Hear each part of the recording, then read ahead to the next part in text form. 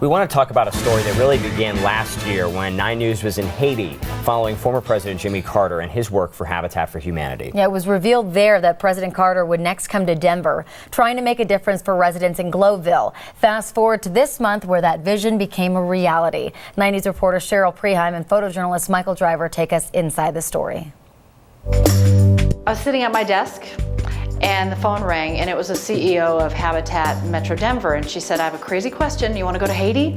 She said, we're going to go and we're going to build 100 houses for earthquake victims, and President Carter is going to reveal a secret he has that will affect the Denver community while you're there. We took a break from the building site in Haiti, and he sat us down and he said, I chose Denver. We're coming to Denver next year. We're going to make a difference in a Denver community. Cheryl approached me actually back in November of last year when she found out that Globeville had been chosen for one of the places that Habitat for Humanity was going to come to. A perfect opportunity for them to kind of rebuild a little bit what they've lost over the years. Really hardworking families who just cannot afford the houses that they need. It was so great to see how excited Globeville got about the president's announcement. They felt like they've been forgotten for a long time. We were approved. We were approved. We were there with families that got the phone call that they'd been approved. Families that have tried numerous times to get approved but always been denied.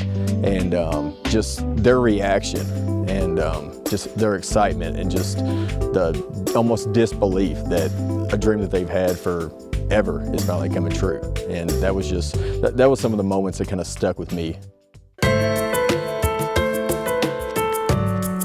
It was fascinating knowing obviously that he was in the White House, that he was the 39th president, and then really seeing for ourselves what he's been doing in all those years since.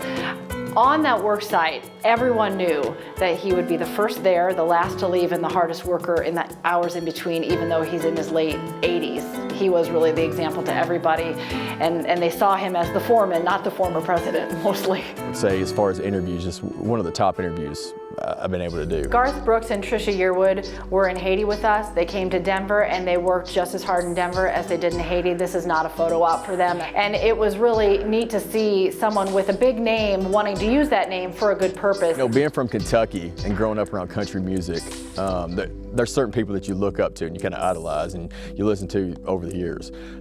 Garth Brooks and Trisha Yearwood were two of those people. That having the opportunity to interview them, talk to them, shake their hands, have a conversation, it's just a great moment. It's just, it makes this job that I do even better.